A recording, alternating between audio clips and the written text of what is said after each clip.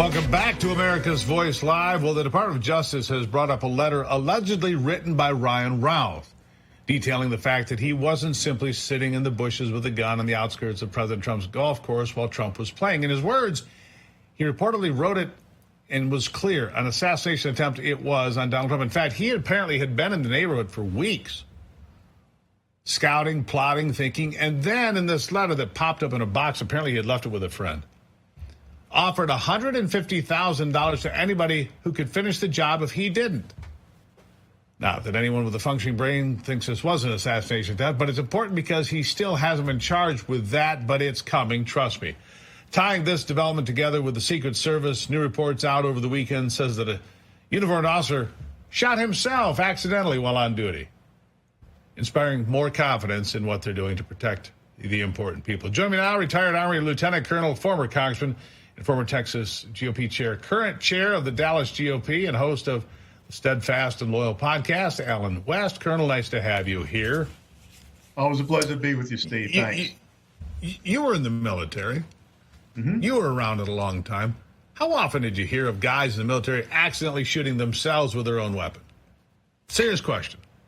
Well, I mean, you know, there are those that did it intentionally. I mean, I had a soldier that did that back in Iraq in 2003 because he wanted to get a trip back home. But, you know, for most, you have to go through all the weapons clearing procedures, and it just doesn't happen. That's part of your training. But when you look at what just happened with the Secret Service, the first question I ask is, you know, what's their level of training? What's their level of skill? We all remember the female agent that had a very difficult issue trying to holster her weapon. I mean, we all saw that happen. So you just got to go back and say, what has been the focus? Is the focus on equity? Is the focus on training? Yeah, are we doing and getting the best people in the best positions? I mean, if I'm Donald Trump and I'm 6'3", I want as many 6'5" agents around me as I can find, or taller. I mean, honestly, and because there was a woman there during the assassination attempt, she was doing a hell of a job, and she was not the one that had trouble later, but she's putting her head to protect him. Her head's here, you know, below his shoulder line. And he praised her later in all of them. He's not critical, but for those of us watching, it's like, wait a second. And there's some video from Butler, Pennsylvania that people are seeing. It's like, wait a second. What are we really doing here? Are we hiring based on people that are actually best qualified? And that could be height and weight and you know, broad shoulders. That could be part of qualifications for certain jobs, couldn't it? Well, it should be. As a matter of fact, you know, I'm 5'9", and when you look at the qualifications, to me, be a member of the Old Guard, the 3rd Infantry Regiment that is there responsible for, you know, Arlington National Cemetery, you have to be 6 feet, male, female, what have you. And so there are standards, and we should adhere to those standards. But the other thing we have to remember is that iconic picture where you saw President Trump standing up and shaking his fist. What if there had been a second shooter? He would have been wide open for another shot to come up against him. So that was a violation of protocols also. So I don't know if that was an issue of their training of how to be a proper, you know, protective detail. He should have been kept down. That vehicle should have been brought back to him to the platform, and then you get him ushered in. But he has to have complete cover and concealment. You used the right word. The word is standards.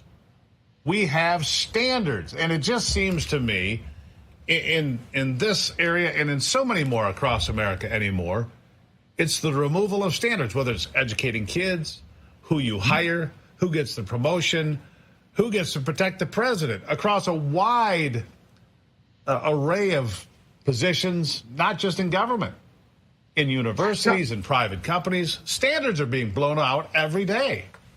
Yeah, you're absolutely right. But that's the mantra of the progressive socialists, the Marxists, is social egalitarianism. Everybody has to be made equal. And so instead of having an equality of opportunity where you have standards, you have metrics, you have a meritocracy, you have equality of outcomes where these people just decide, oh, yeah, sure, you can come and you can play. You can be a transgender person and you can be in the military. Oh, by the way, you can't deploy because you have to have these hormonal therapies and whatever blockers and things of this nature, but you can still come and play and be a part of the military. We don't have any standards.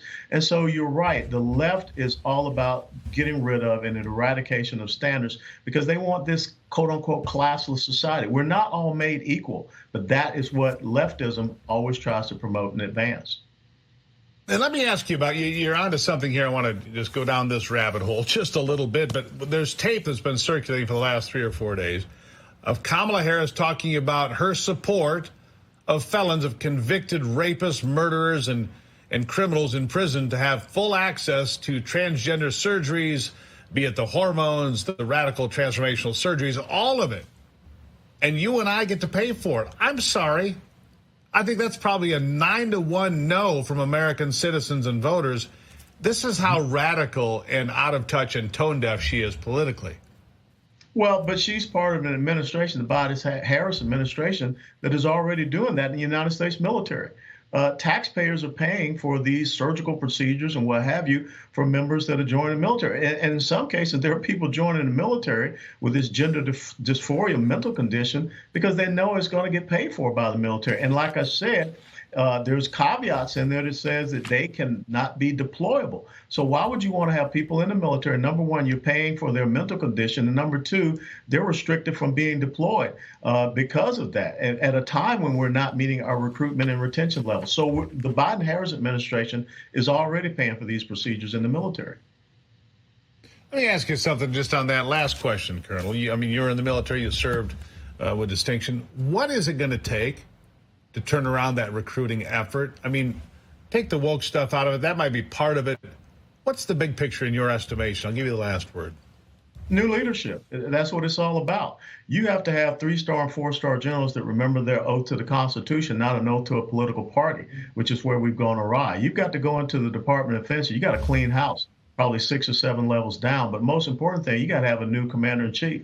And the fact that you have someone like Tim Walz, who when the call came to serve his country, he chickened out. He's a coward. He's a punk. But yet this is what they want to have, second in command of our armed services. No one's going to join that type of person that's in charge.